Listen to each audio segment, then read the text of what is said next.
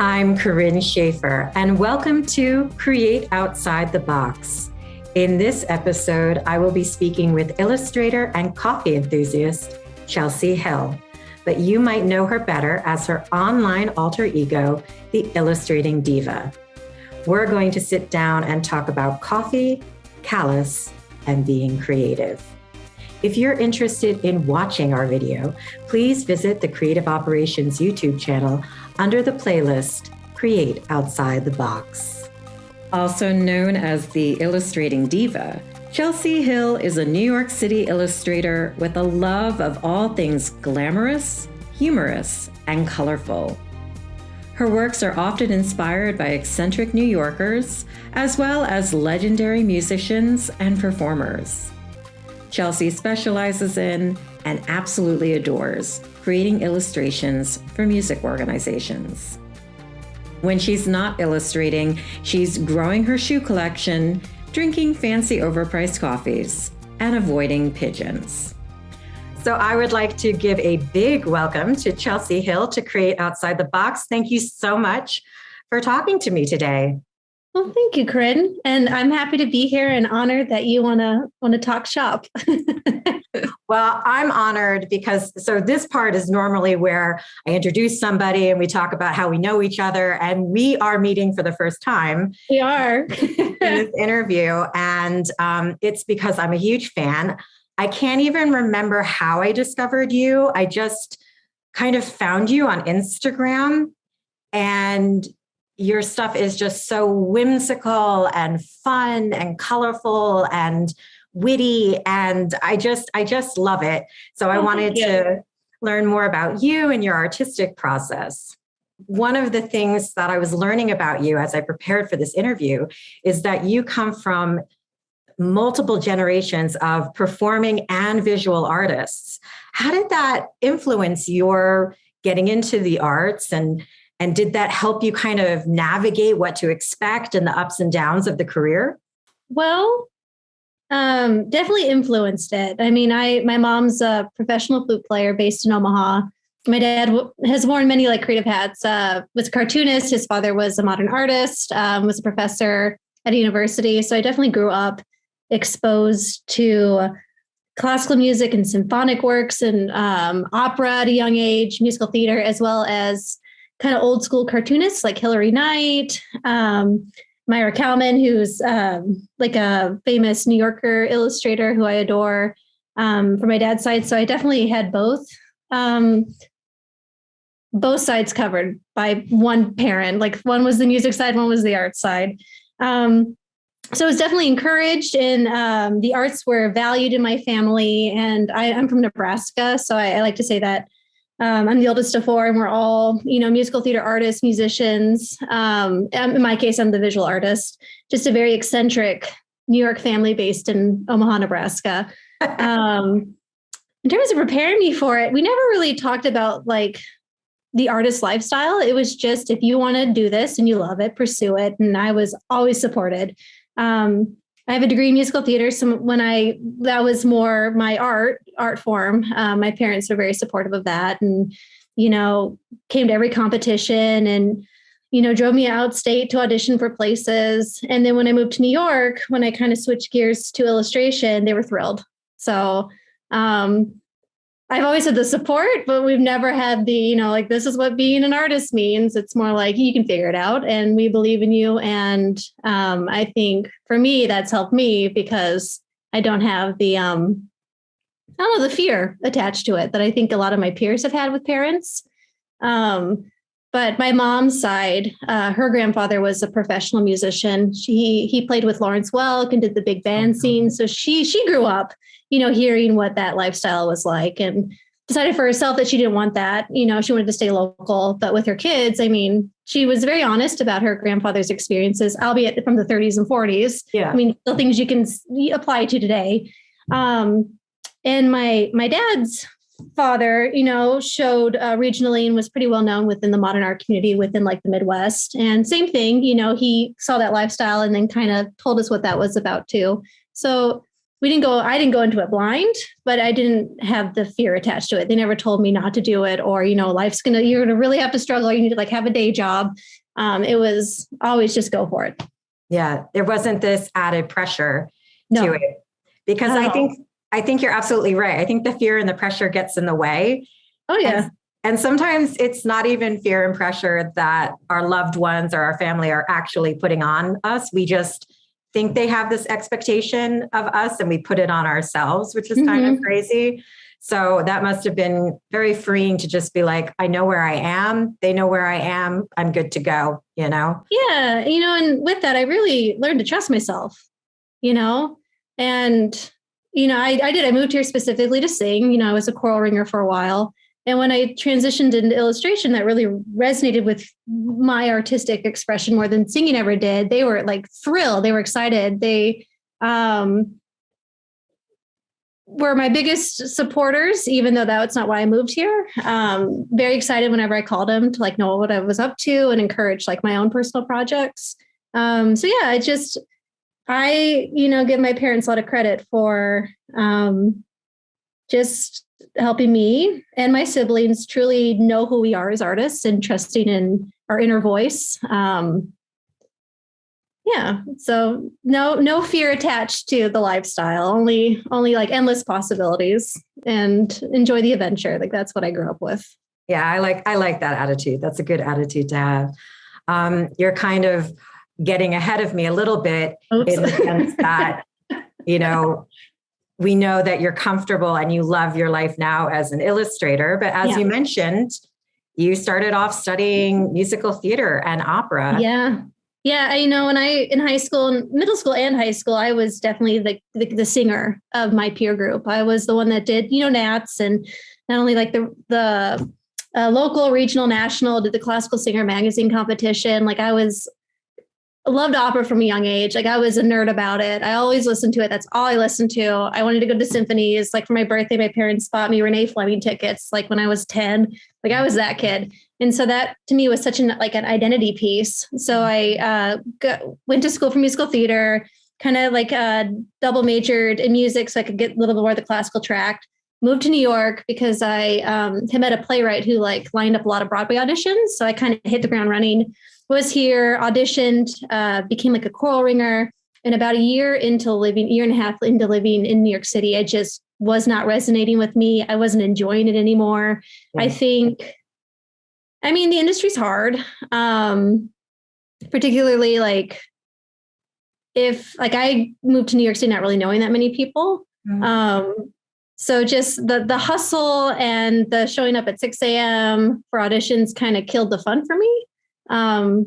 So tried it, did the singing thing. Still, music is my greatest passion in life. But through that, I developed an even bigger passion for illustration.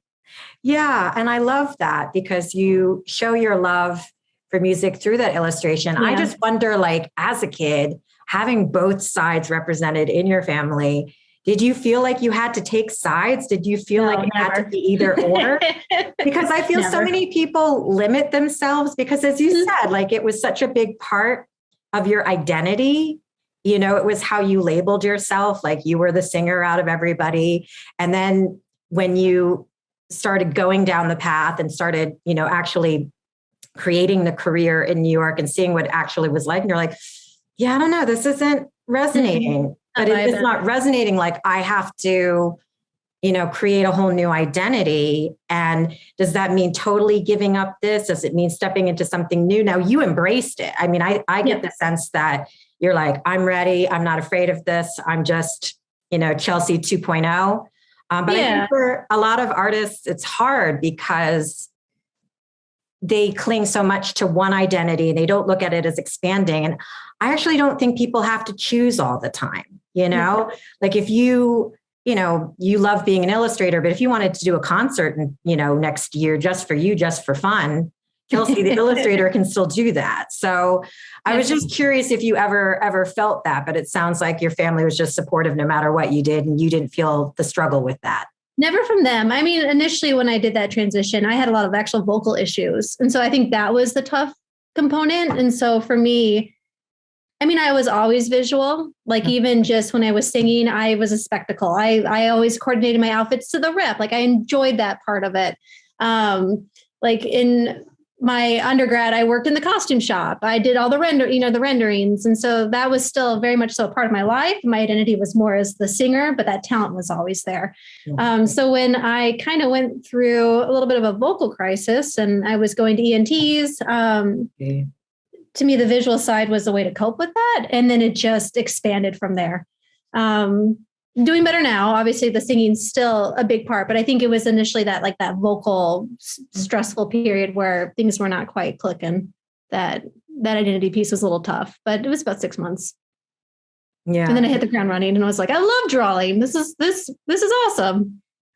And speaking of your art and your work, it is, as you said, so influenced by your love of music. How does your love of music and how does your experience as a singer influence the work that you do?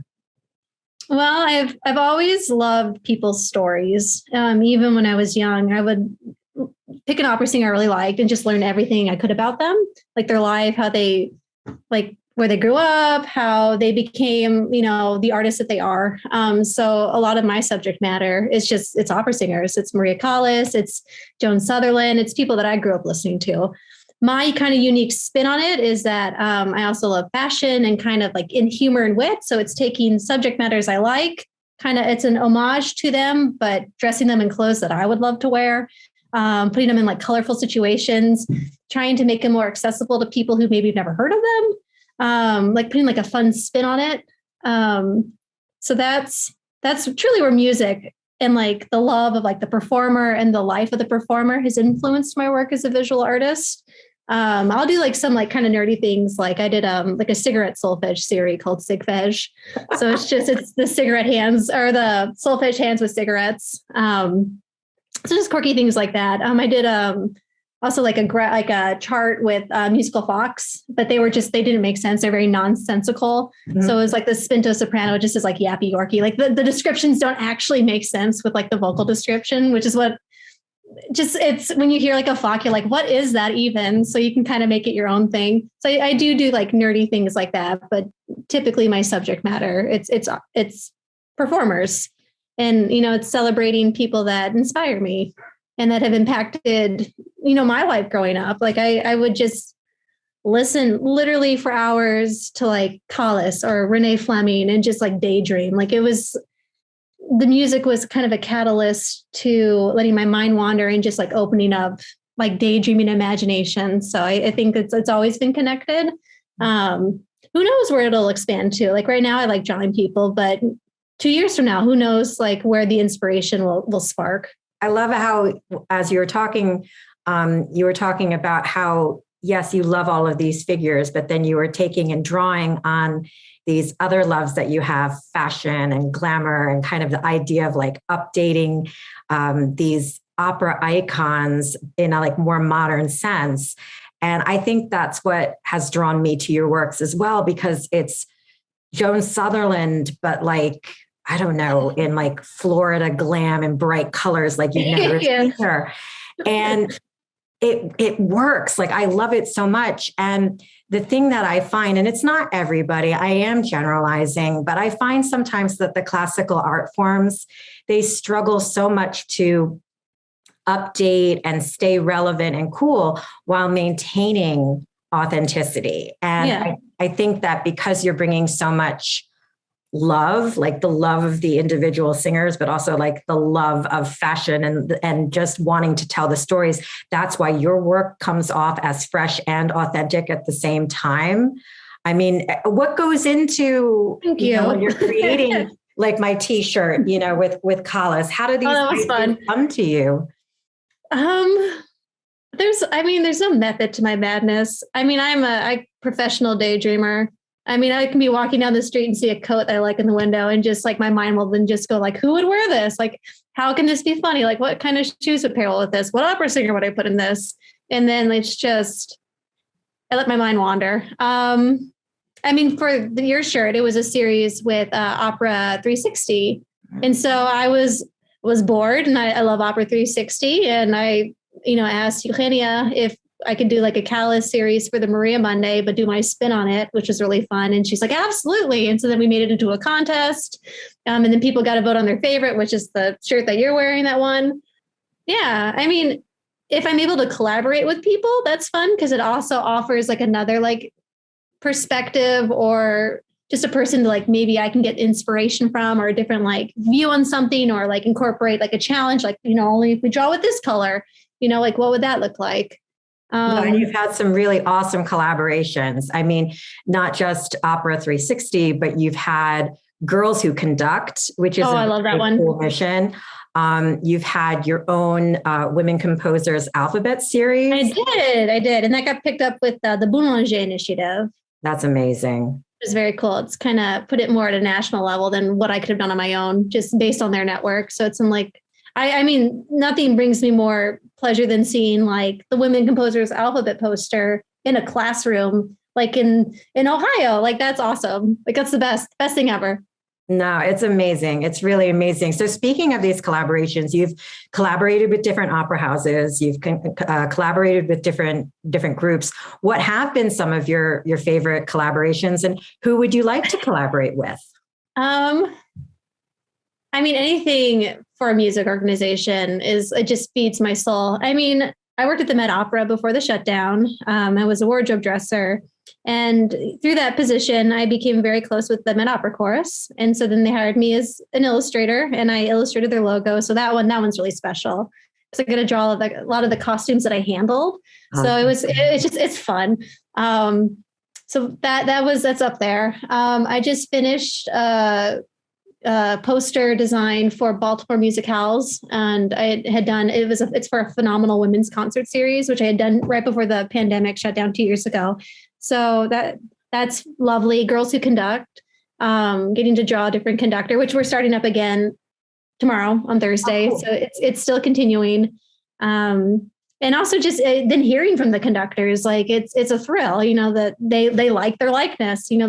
That's always a little like scary when you're drawing people that are alive. I typically draw dead people, is that the live ones might not like how you draw them, but for the most part, I have gotten a lot of positive feedback. Now I'm going to get back to that one. But in addition to opera, you do a lot of musical theater icons. I do. You have also a bitchy pigeon. That comes and makes a cameo in some of your work. How do you decide on your subjects? Like, you've got your New Yorkers. How do you decide on what stories to tell? I think it just depends on what's going on in my life. The pigeon actually was based off like a really terrible arts teacher I had. And so it was when I first moved to New York, it was just kind of what that relationship dynamic made me feel like. And so like, I'm like the little mute character, or at least that new character represents where I was then, and she doesn't talk, and the pigeon's just nasty, and it's just trying to take humor from like an unpleasant situation and like put a funny spin on it. And also back then I loved pigeons. Like when I first moved to the city, I don't remember seeing them in Nebraska. I'm sure we had them, but that was like, I noticed them everywhere. I'm like, there's so many pigeons in the city. So that's why that became like the subject matter. And then taking the personality of that terrible teacher and putting it in like in a really bitchy pigeon. And it's super simple and funny. And they take like 5 minutes to draw. And it's to this day, my most asked about work of art, like really? The collective series. Absolutely.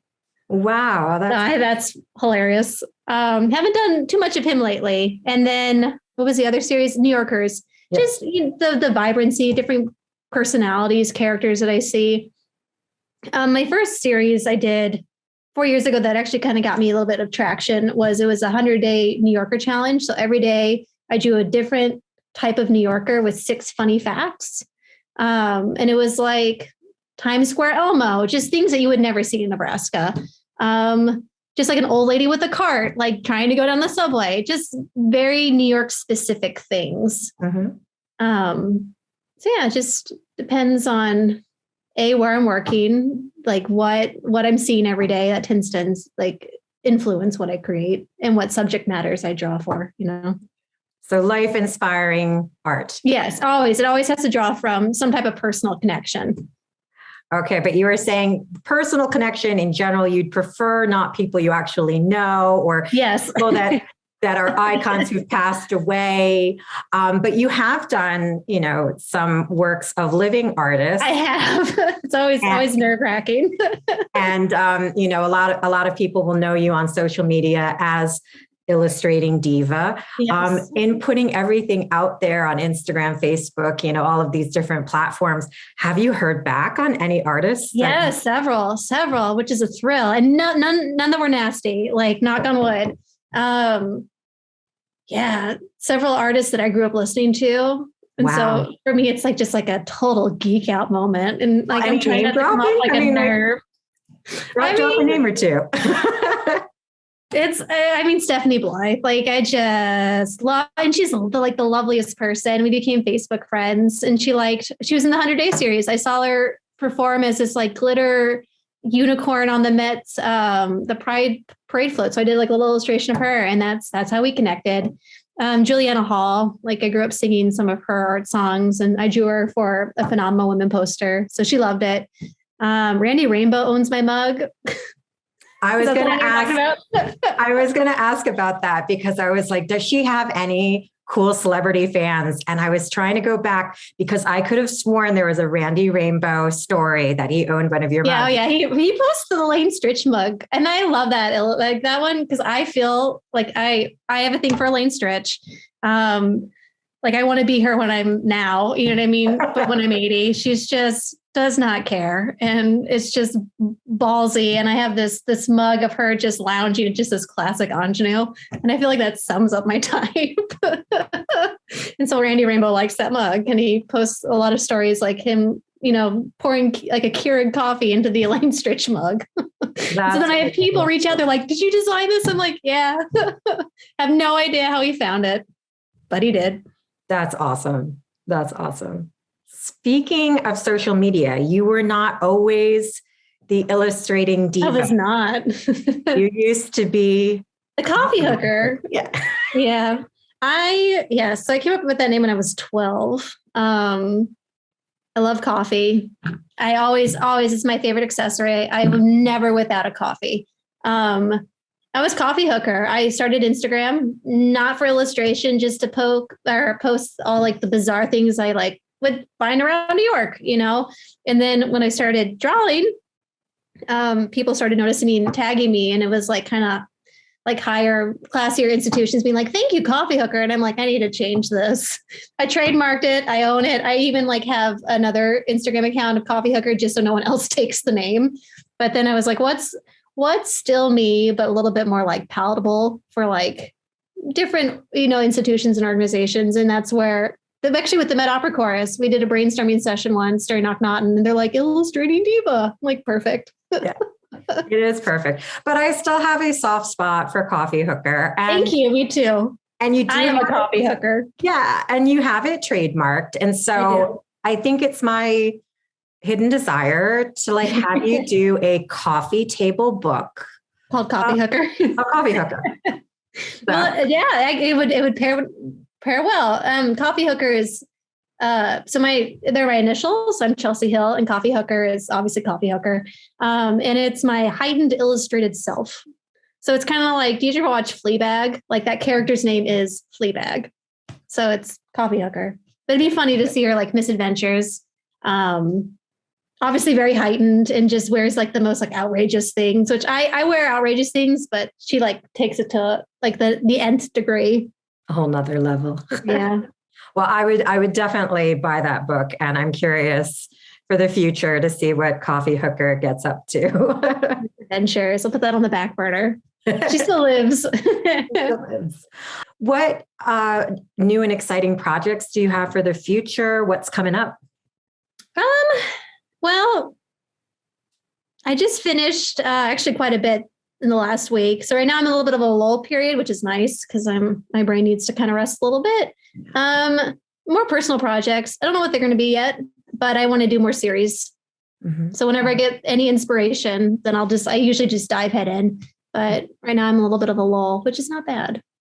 No, I think sometimes we need kind of those quiet moments for the creative thoughts to come. Because if you're too busy and it's too noisy, there's no space for them. So yeah, I totally get what you mean.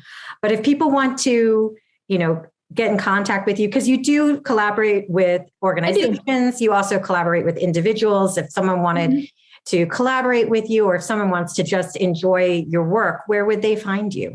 Well, Illustrating Diva on the gram, or my website, chelseahill.com, and it's Chelsey with a Y, which is confusing for everybody.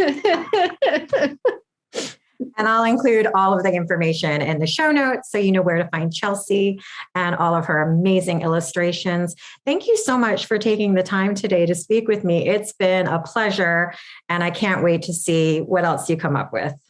Oh, thank you for having me. This is awesome. Thank you for joining us for this episode of Create Outside the Box. Please follow us, like, and subscribe on Spotify, Buzzsprout, and now Apple Podcasts. And check us out on our Creative Operations YouTube channel, where you can subscribe to watch our interviews. For more information about creative operations, please visit www.creative-operations.org.